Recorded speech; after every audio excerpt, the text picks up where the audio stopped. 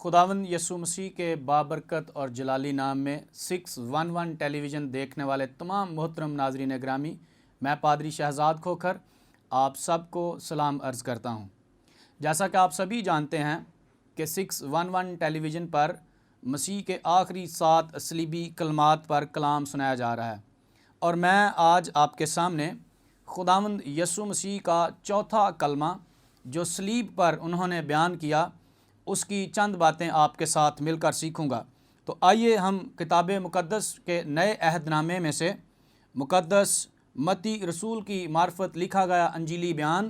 اور اس کا 27واں باب اور اس کی 45ویں اور 46ویں آیت کی تلاوت کرتے ہیں۔ مقدس کلام میں یوں لکھا ہے، اور دوپہر سے لے کر تیسرے پہر تک تمام ملک میں اندھیرا چھایا رہا، اور تیسرے پہر کے قریب یسوع نے بڑی آواز سے چلا کر کہا، ایلی ایلی لما شبقتنی، یعنی اے میرے خدا تو نے مجھے کیوں چھوڑ دیا۔ مقدس کلام کے پڑھے اور سنے جانے سے خدا ہم سب کو کثرت کی برکت بخشے اور اس کلام کی سمجھ عنایت فرمائے۔ میرے عزیز بہنوں بھائیوں، خداوند یسوع مسیح کا یہ چوتھا کلمہ ہے جو انہوں نے صلیب پر بیان کیا، اور ترتیب کے اعتبار سے یہ چوتھا ہے، اور اس کلمے کے اندر ہی اس کلمے کا وقت بھی بیان کیا گیا ہے۔ جیسا کہ بتایا گیا ہے کہ تیسرے پہر کے قریب، یعنی کہ دوپہر 12 بجے سے لے کر سپہر 3 بجے تک یہ کلمہ جو ہے بولا گیا، اور اس آخری سارے وقت میں 4 آخری کلمات جو ہیں وہ بیان کیے گئے ہیں۔ اور کلمے کی نوعیت کچھ اس طرح ہے کہ پہلا کلمہ جو ہے وہ سفارشی دعا تھا، دوسرا کلمہ ایک مکمل یقین دہانی جو ڈاکو کو کروائی گئی، اور تیسرا کلمہ جو ہے وہ ایک فریضہ ہے جسے ادا کیا گیا، اور چوتھا کلمہ جو ہے وہ نوعیت کے اعتبار سے ایک سوال ہے جو خداوند یسوع خدا سے کر رہے ہیں کہ اے میرے خدا تو نے مجھے کیوں چھوڑ دیا۔ اب ہم چند ان اسباب پر غور و خوض کریں گے جن کے باعث یسوع مسیح نے یہ کہا کہ اے میرے خدا تو نے مجھے کیوں چھوڑ دیا۔ پہلا جو سبب ہے وہ گناہ ہے۔ گناہ کی وجہ سے انسان کو خدا چھوڑ دیتا ہے، اور گناہ خدا اور انسان کے درمیان ایک دیوار کو حائل کر دیتا ہے۔ خدا اس وقت تک گناہ کو انسان کو چھوڑ دیتا ہے جب تک گناہ اس کی زندگی سے دور نہ کیا جائے، اور ایسی ہی الہی اصول کے تحت خدا نے یسوع مسیح کو تھوڑی دیر کے لیے چھوڑ دیا تاکہ یسوع مسیح اس سارے کام کو یعنی کفارے کو ادا کر سکے جس کے لیے اس کو اس روئے زمین پر بھیجا گیا۔ شاید آپ اپنے دل میں یہ بات سوچ رہے ہوں کہ اگر یسوع مسیح کو چھوڑا گیا ہے تو یا تو پھر وہ گنہگار تھا یا پھر وہ نافرمان تھا، لیکن میرے عزیز بہن بھائیوں، ایسی کوئی بات نہیں۔ نہ تو یسوع مسیح گنہگار تھا اور نہ ہی وہ اپنے باپ کا نافرمان تھا، بلکہ بائبل مقدس کے اندر چند حوالہ جات اس بات کا مدلل اثبات ہیں کہ مسیح گنہگار نہ تھا۔ اگر آپ یوحنا کی انجیل 8 باب کی 46ویں آیت اور پہلا پطرس پہلا باب 19ویں آیت پڑھتے ہیں تو ان حوالہ جات سے یہ ثابت ہوتا ہے کہ وہ گنہگار نہ تھا۔ اعمال 3 باب اس کی 14ویں آیت اور 13ویں باب کی 28ویں آیت میں بھی رقم ہے کہ یسوع مسیح نے کوئی گناہ نہیں کیا تھا۔ اب سوال یہ پیدا ہوتا ہے کہ اگر مسیح بے گناہ تھا، وہ نافرمان نہ تھا، تو پھر خدا نے اسے کیوں چھوڑا؟ اس کی ایک ہی خالصتاً وجہ جو بائبل مقدس بیان کرتی ہے وہ ہے کہ سارے جہان کا گناہ وہ ہمارا عوضی ٹھہرا، وہ ہمارا فدیہ ٹھہرا، اور سارے جہان کے گناہ اس کے اوپر تھے۔ بائبل مقدس میں بیان کیا گیا ہے، جب ہم 2 کرنتھیوں 5واں باب اور اس کی 21ویں آیت کو پڑھتے ہیں تو لکھا ہوا ہے، جو گناہ سے واقف نہ تھا اسی کو اس نے ہمارے واسطے گناہ ٹھہرایا۔ اور جب ہم پہلا پطرس 2 باب اور اس کی 24ویں آیت کو پڑھتے ہیں تو بائبل مقدس مفصل بیان کرتی ہے کہ وہ آپ ہمارے گناہوں کو اپنے بدن پر لیے ہوئے صلیب پر چڑھ گیا۔ اور جب ہم پہلا یوحنا پہلا باب اس کی 29ویں آیت پڑھتے ہیں تو لکھا ہے دیکھو یہ خدا کا برہ ہے جو دنیا کا گناہ اٹھا لیے جاتا ہے۔ میرے عزیز بہن بھائیوں، چھوڑے جانے کا سبب، اس کا جو پیچھے بیک گراؤنڈ ہے، اس کی وجہ جو ہے وہ یہی ہے کہ یسوع مسیح خود گنہگار نہ تھے، یسوع مسیح نافرمان نہ تھے، بلکہ ان کے اوپر میرا اور آپ سب کا گناہ تھا۔ اس لیے خدا باپ نے اپنے بیٹے یسوع مسیح کو تھوڑی دیر کے لیے چھوڑ دیا تاکہ وہ کفارہ دے سکے۔ چونکہ یہ مضمون کے اعتبار سے کفارے کا کلمہ ہے، اس لیے آئیے اب تھوڑا وقت جو ہے وہ ہم کفارے کے معنی مفہوم پر بھی غور و خوض کرتے ہیں۔ کفارے کے لفظی معنی ہے ڈھانپنا، کور کرنا۔ عبرانی زبان میں اسے کافار یعنی انکار کرنا کہا گیا ہے، اور یونانی زبان میں اسے الاس ماس یعنی پوری قیمت ادا کر کے خطا یا گناہ کی تلافی کرنا ہے۔ انگریزی زبان میں اس کے لیے لفظ اٹونمنٹ استعمال ہوا ہے اور پروپیٹیشن استعمال ہوا ہے۔ ان دونوں الفاظ کا مطلب ہے کہ افزانہ دے کر مطمئن کرنا، نقصان بھرنا، فدیہ دے کر گناہ کے باعث متاثرہ شخص سے صلح کر لینا۔ پس کفارے کا مطلب ہے گنہگار انسان کے گناہوں کو ڈھانپنا اور افزانہ لے کر مطمئن ہونا اور مجرم سے ٹوٹا ہوا رشتہ بحال کر لینا۔ اب ہم اس بات پر پہنچے ہیں کہ خدا باپ نے اپنے اکلوتے بیٹے یسوع مسیح کو ہمارا عوضی اس لیے ٹھہرایا تاکہ اس کا غضب ٹھنڈا ہو جائے، تاکہ وہ سزا جو مجھے اور آپ کو ملنی ہے وہ یسوع مسیح لے لے، تاکہ ہمیں معافی حاصل ہو سکے۔ یاد رکھیں، پرانے عہد نامے کے اندر جو کفارہ تھا وہ صرف قوم بنی اسرائیل کے لیے تھا، اور وہ کفارہ جو پرانے عہد میں دیا جاتا تھا اس میں کچھ کمزوریاں تھیں، وہ ناقص تھا، مکمل نہ تھا۔ اس لیے نئے عہد کے اندر خدا باپ نے اپنے بیٹے یسوع مسیح کو سارے جہان کا کفارہ بنا کر بھیجا۔ ہم پہلا یوحنا چوتھا باب اور اس کی 10ویں آیت پر جب غور کرتے ہیں تو لکھا ہوا ہے کہ ہمارے گناہوں کے کفارے کے لیے اپنے بیٹے کو بھیجا۔ اب اس بات کو ہم ذہن نشین کر لیں کہ اس نے یعنی کہ خدا باپ نے ہمارے گناہوں کے عوض، ہمارے گناہوں کا کفارہ دینے کے لیے، ہمارے گناہوں کا فدیہ دینے کے لیے، ہمیں گناہوں سے مخلصی دینے کے لیے، ہمیں گناہوں سے نجات دینے کے لیے اپنے بیٹے یعنی یسوع مسیح کو اس روئے زمین پر بھیجا۔ جب یسوع مسیح اپنی ماں کے پیٹ میں ابھی پڑے ہی نہیں تھے تو کلام مقدسہ مریم سے یہ کیا گیا تھا کہ تو حاملہ ہوگی، تیرے بیٹا ہوگا اور تو اس کا نام یسوع رکھنا، کیونکہ وہی اپنے لوگوں کو ان کے گناہوں سے نجات دے گا۔ جب ہم رومیو 3 باب اور 25ویں آیت کو پڑھتے ہیں تو وہاں پر لکھا ہے اسے یعنی یسوع مسیح کو خدا نے اس کے خون کے باعث ایک ایسا کفارہ ٹھہرایا جو ایمان لانے سے فائدہ مند ہو۔ یہ بات یقینی طور پر جان لیں میرے عزیز بہن بھائیوں کہ یسوع مسیح کو اس کے بیش قیمتی پاک خون کے باعث جو ہے وہ کفارہ ٹھہرایا ہے، اور وہ کفارہ ایمان لانے سے فائدہ مند ہوتا ہے۔ جب ہم پہلا یوحنا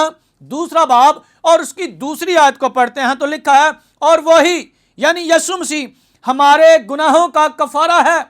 یہ بات یاد رکھیں کہ خدا کا بیٹا یسوع مسیح ہی واحد وہ ہستی ہے جو ہمارے گناہوں کا کفارہ ہے، اور بائبل مقدس بیان کرتی ہے کہ وہ نہ صرف ہمارے گناہوں کا بلکہ تمام دنیا کے گناہوں کا بھی کفارہ ہے۔ ہم اس بات کو جانتے ہیں کہ نئے عہد نامے کے اندر مسیح یسوع کے کفارے کا جو ذکر ہے وہ صرف ایک قوم کے لیے نہیں، ایک قبیلے کے لیے نہیں، یا ایک جماعت کے لیے نہیں، یا صرف کسی ایک خاص مخصوص گروہ کے لیے نہیں، بلکہ بائبل مقدس بیان کرتی ہے کہ وہ کفارہ ساری دنیا کا ہے، ساری دنیا کے گناہوں کا عوضی ٹھہرا ہے، سارے جہان کی بدی سے نجات دینے کے لیے وہ کفارہ ٹھہرا ہے، اور مگر ساتھ یہ شرط بھی ہے کہ وہ ایمان لانے سے فائدہ مند ٹھہرتا ہے۔ یوحنا کی انجیل 3 باب اور 16ویں آیت جب آپ پڑھتے ہیں تو وہاں پر مفصل درج ہے کہ خدا نے دنیا سے ایسی محبت رکھی کہ اس نے اپنا اکلوتا بیٹا بخش دیا تاکہ جو کوئی اس پر ایمان لائے وہ ہلاک نہ ہو بلکہ ہمیشہ کی زندگی پائے۔ اور جب ہم دوسرا کرنتھیوں 5واں باب 19واں آیت پڑھتے ہیں تو وہاں پر لکھا ہوا ہے، مطلب یہ ہے کہ خدا نے یعنی کہ آسمانی باپ نے مسیح میں ہو کر اپنے ساتھ دنیا کا میل ملاپ کر لیا اور ان کی تقصیروں کو ان کے ذمے نہ لگایا۔ یعنی کہ خدا نے دنیا کی خطا، دنیا کی تقصیریں، دنیا کے گناہ، دنیا کی بدیاں اور دنیا کے طرح طرح کی نافرمانیاں جو ہے ان کو دنیا کے ذمے ہرگز نہیں لگایا۔ اب کیوں ان کے ذمہ نہیں لگایا؟ کیونکہ اس نے اپنے اکلوتے بیٹے یسوع مسیح میں ہو کر دنیا کے ساتھ ٹوٹے ہوئے رشتے کو بحال کر لیا ہے، ریکنیکٹ کر لیا ہے، جوڑ لیا ہے، میل ملاپ کر لیا ہے۔ اور میرے عزیز بہن بھائیوں، جب ہم دیکھتے ہیں افسیوں 3 باب اور اس کی 6 آیت تو اس میں لکھا ہے، یعنی یہ کہ مسیح یسوع میں غیر قومیں، اب بات ہو رہی ہے دیگر اقوام کی، دوسری دنیا کی، کہ غیر قومیں خوشخبری کے وسیلے سے، خوشخبری کیا ہے کہ خدا کا بیٹا یسوع مسیح اس سارے جہان کا کفارہ ہے، ساری دنیا کا کفارہ ہے، کہ غیر قومیں خوشخبری کے وسیلے سے میراث میں شریک اور بدل میں شامل اور وعدے میں داخل ہیں۔ یہ دنیا کی سب سے بڑی سچائی اور حقیقت ہے کہ خدا کا اکلوتا بیٹا یسوع مسیح ہی اس ساری دنیا کی واحد اور مکمل اور ابدی نجات ہے۔ اور یاد رکھیں کہ یہ کفارہ ساری دنیا کے لیے دیا گیا ہے۔